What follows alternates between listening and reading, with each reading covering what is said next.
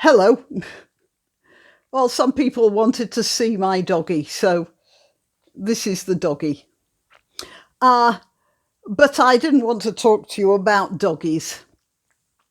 I wanted to talk about the announcement that the government made on the 9th of September, giving, it says here, changes in restrictions announced on the 9th of September to simplify restrictions and ensure the virus is controlled.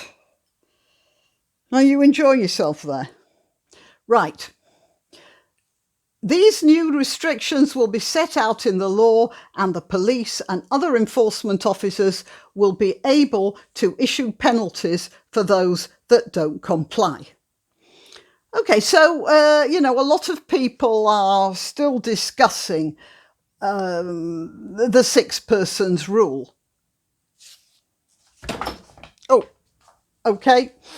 A lot of people. So I'm sorry if that was a bit confused because the dog was distracting me.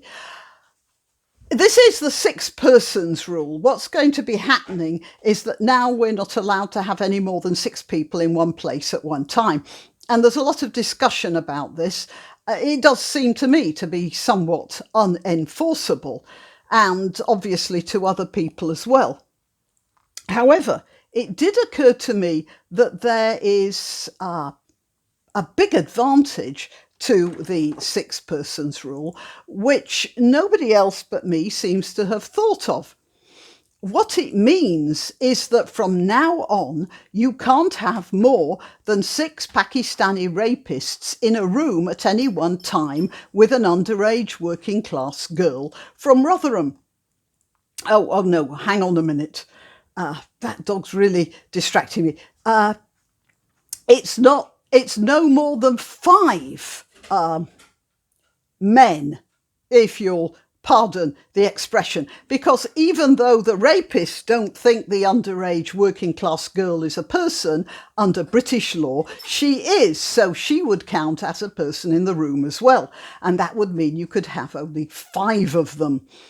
And the one girl, of course. Now, this is going to pose a certain difficulty, as I see it, as it will definitely cut the earnings of the chap who's pimping her out, as I have heard that there were at least 12 in a room before the current medical emergency, and maybe up to 20, I believe. And I suppose that might pose a problem to the Labour Party, seeing as they have a pretty solid voter base among the Muslims in the big cities, and Rotherham, of course, and so they would have to choose between their ethnic bloc vote and the aforementioned underage working class girls who won't be raped quite so often, and, well, they won't, it's the Labour Party's job to help their voters to keep up their earnings, isn't it?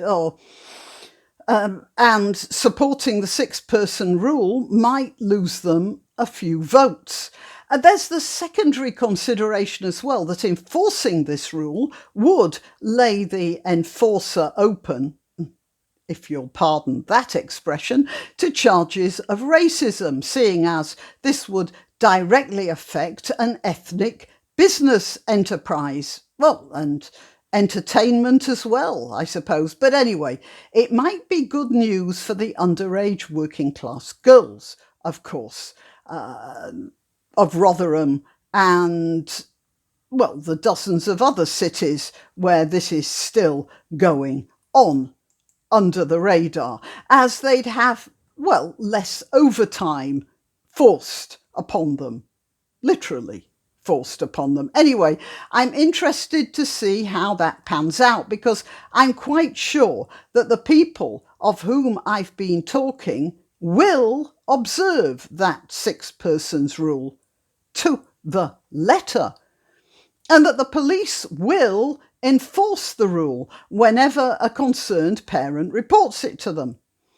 You could imagine the phone call. So you see here, phone call. Hello, police. My kid is being raped by a gang of Pakistani men.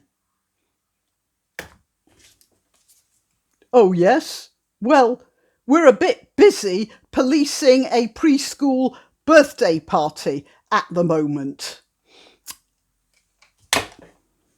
But, officer, I have reason to believe that she is being raped by 12 men in a room.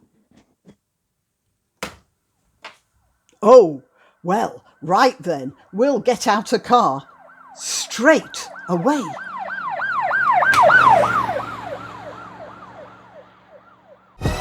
Why not treat yourself or a favoured relative or friend to these magnificent examples of merch?